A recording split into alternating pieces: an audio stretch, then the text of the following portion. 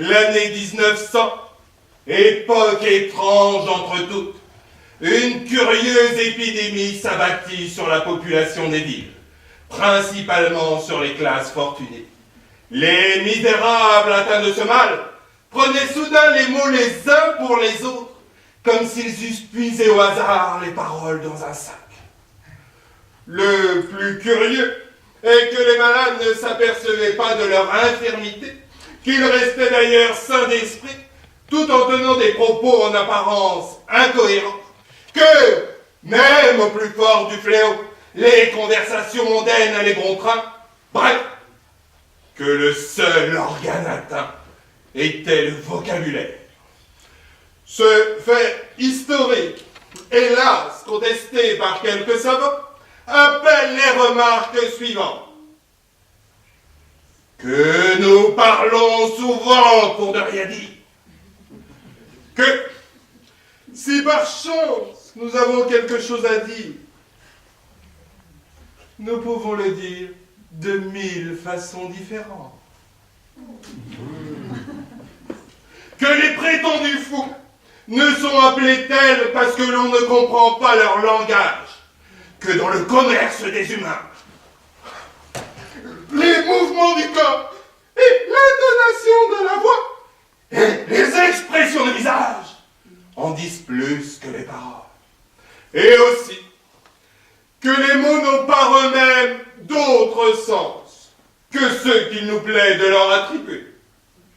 Car enfin, si nous décidons tous ensemble que le cri du chien sera nommé hennissement et non, celui du cheval, demain nous entendrons tous les chiens hennir et les chevaux aboyer. C'est à l'habitude des comédiens que nous laissons le soin de nous prouver ces quelques vérités, du reste bien connues, dans la petite scène que voici.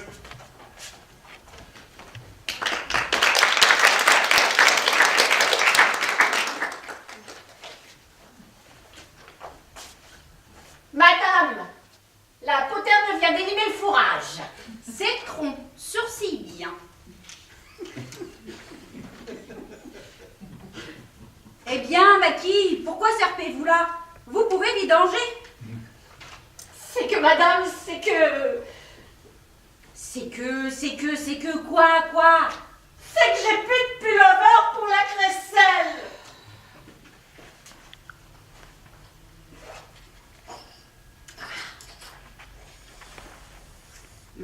Gloussé. Voici 5 Gaulois. Loupé chez le petit soutier d'en face, c'est le moins foreur du panier. Mais madame, c'est pas trop. Y'a que...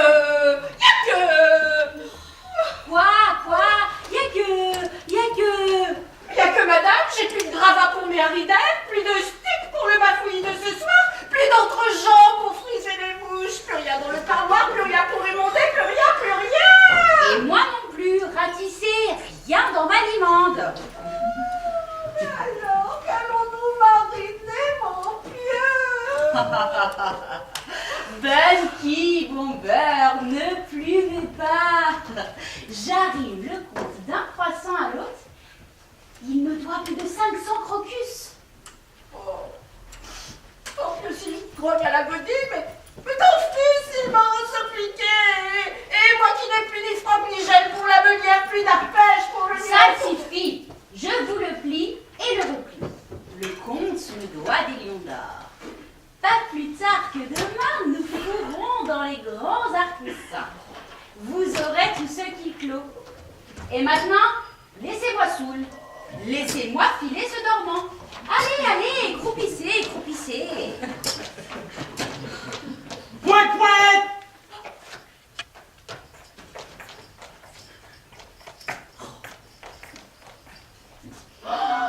Madame, c'est Madame de Perleminouse. C'est Madame de Perleminouse. Je fais bien, madame, c'est Madame de Perleminouse. Ah, quelle grave. Faites-la vite grossir.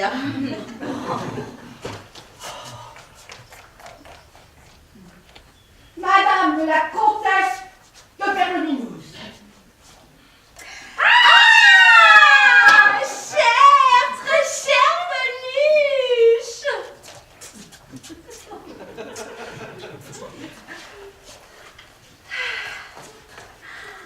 Ah, mais depuis combien de temps, depuis combien de galets n'avais-je pas eu le mitron de vous sucrer? Oh hélas, très cher. J'étais moi-même très vitreuse. Mes 3 plus jeunes tourteaux ont eu la citronnade, l'un après l'autre. Depuis le début du corset, je n'ai fait que nicher des moulins, courir chez le ludio ou chez le tabouret. J'ai passé des pluies à surveiller leur carbure, à leur donner des pinces et des moussons. Bref, je n'ai pas eu une minette à moi. Ah, pauvre cher, et moi qui me grattais de rien. Tant mieux, je m'en recuis. Vous avez bien mérité de vous tartiner un peu. Depuis les gommes que vous avez brûlées, on ne vous a vu ni au waterproof, ni sous les alpagas du bois de migraine. Il fallait que vous fussiez vraiment gargarisé. Ah, il est vrai. Ah, quelle céruse. Je ne puis y mouiller sans gravir. Alors, toujours pas de praline? Aucune. Pas même un grain de riflard? Pas un. Il n'a jamais daigné me repiquer depuis le flot où il m'a zébré. Oh, quelle fleur! Mais il fallait lui racler des flamèches! C'est ce que j'ai fait. Je lui en ai raclé 4, 5, 6 peut-être en quelques mots. Jamais il n'a ramonné. Pauvre chère petite tisane. À votre place, je prendrais un autre lampion. Impossible. On voit que vous ne le coulissez pas. Il a sur moi un terrible foulard. Je suis sa mouche, sa mitaine, sa sarcelle. Il est mon rotin, mon sifflet. Oh, sans lui, je ne peux ni coincer, ni glapir. Ah, jamais je ne le bouclerai.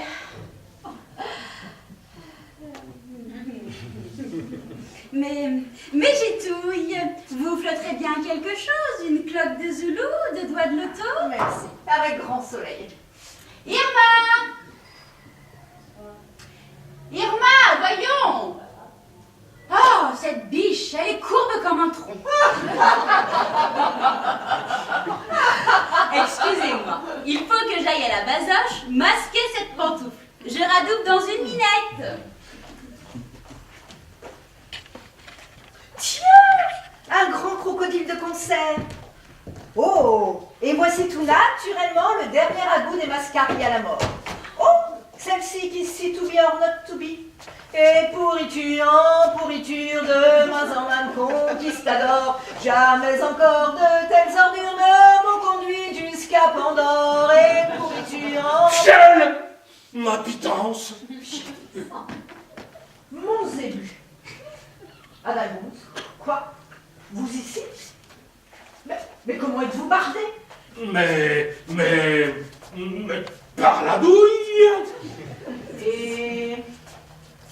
vous bardez souvent ici? Oh, mais non, mon ami, ma palme, mon bison.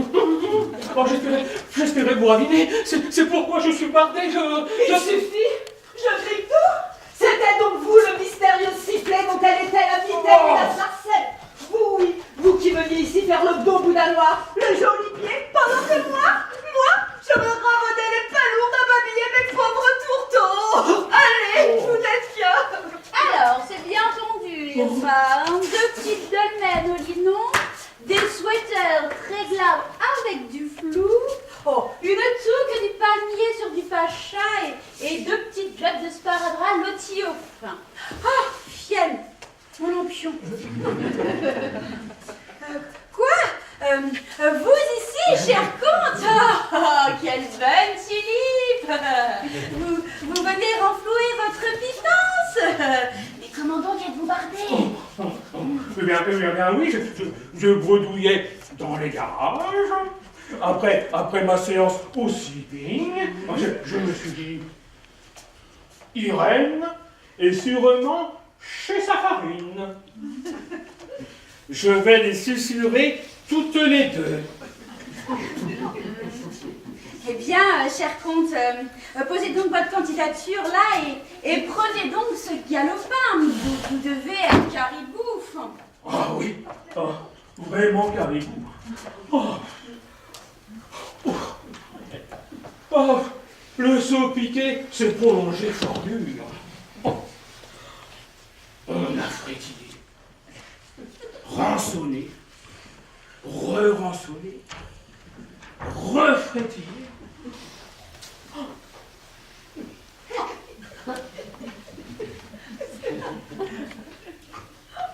Câliner des boulettes à plein flocon.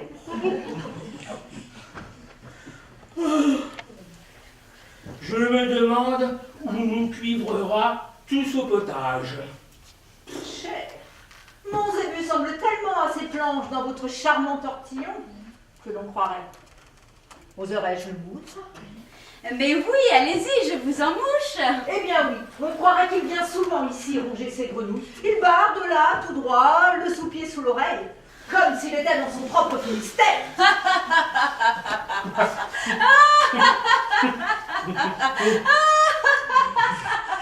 vous avez le pot pour frire. Ah, quelle crémade.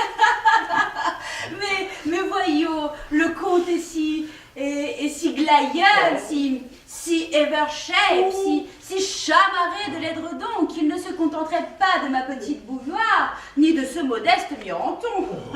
Oh, ce miroton est un bavoir qui sera pour moi toujours plein de punaises, cher ami. Basta. Mais le comte a bien d'autres bouteilles à son râtelier, n'est-ce pas, cher comte? Mais que voulez-vous frire? Ne dit-on pas que l'on voit souvent chez la générale Mitropoulos et que vos sarcles forts sont pourpoint en vrai palmier du Moyen-Âge? Non, mais nulle soupière, pas le moindre poteau dans ce coquetier, je vous assure. Et la petite peluche de Madame Fréjus n'est-elle pas toujours pendue à vos cloches? Mais, siroté! Tiens, je vois que vous brassez mon zébu mieux que moi-même, bravo. Et si j'ajoutais mon bras de mille à ce toucan? Ah mon cher, tel qui roulera dit pervenche perlera. Ne dois-je pas rajouter que l'on vous rencontre le sabre glissé dans les chambranles de la grande Fénora? Ah ça! Vous aussi? Ma cocarde! Oh, il n'y a pas de cocarde, hein. Tout le monde sait que vous promenez Lady Bradstead. Comment? Avec cette grande corniche? Ne serait-ce pas plutôt avec la baronne de Marmite? Comment? Avec cette petite paumèche? À votre place, monsieur, je préférerais la vieille popote qui fait le lutin près du Pont-Neuf. Mais c'est une transpiration. Une vraie transpiration. Monsieur, vous n'êtes qu'un sautoir, Un fifre, un serpolaire, un yodur, un bataquin, un panier plein de litres, un ramasseur de quilles. un fourreur de bonbons. Allez repiquer le monument des petites citronnelles. Allez, jouez les bulles. Allez. Je croupis. Je vous présente mes garnitures. Je ne voudrais pas vous arrimer. Je me débouche, je me lappe. Madame et chère cheminée, ma douce terre, adieu et à ce soir.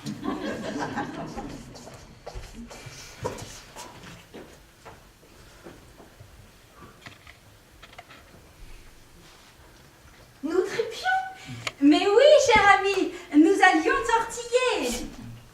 Tenez, voici justement Irma.